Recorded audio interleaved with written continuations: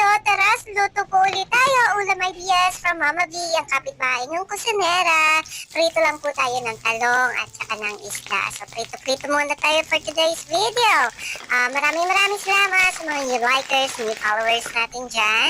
Welcome na welcome po kayo dito. Enjoy watching. Ayan. So, balik na rin natin ang ating mga talong. So, may isda tayo, may gulay tayo. And aside sa talong, meron din po akong i-share sa iyo na ulam ideas, yung lumpiang toge. So, hindi po muna tayo Shanghai to the Shanghai tayo dyan. Ngayon ay lumpia muna tayo. Lumpiang toge. Tapos na ang pagprito ng talong. Prito naman tayo ng mga isda. Ayan. Isda din pag may time. And tama na muna ang sunod-sunod na meat. Ano po, ayan. Pero sana po maibigyan niyo rin po ang sinishare na ulam ngayon ni Mama V, ang kapitbahay niyong kusinera. Maraming salamat po. Ayan, luto na ang ating isda. So ano pa ba yung gagawin? E di syempre, hanguin at i-set aside. Simulan naman natin ang pagluluto ng lumpiang toge. Ayan na yung mga ricado, naka-ready na. So, anong gagawin? Siyempre, magpainit muna tayo ng ating kawali at ng mantika. Maggisa tayo ng bawang at sibuyas na puti, ang gamit ni Mama V.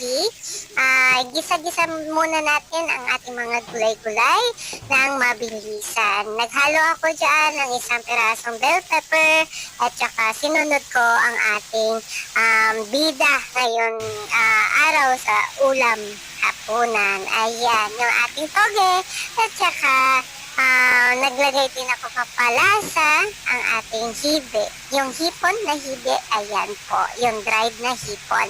Lagayin mo na rin dyan ang ating gulay, yung carrots at saka yung string beans. At saka mo titimplahan yan ng paminta, ng asin.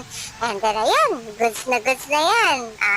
Okay na, pwede mo na siyang ibalot sa wrapper. Ano po, diba? Napakabilis po, ganyan lang po.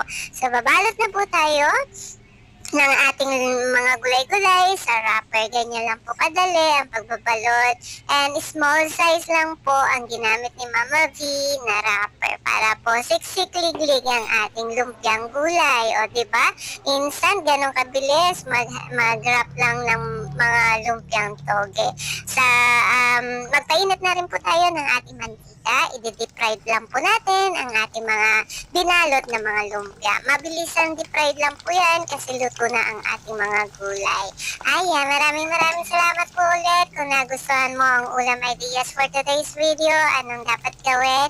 I-like at i-share. So maraming salamat at lalo ko pa pong gagalingan at lalo ko pang sisipagan ang pag-share ng ating mga ulam ideas. Sana po maigibigan nyo. So hanggang dito na lamang po. Kami po muna ay kakain. Maraming salamat.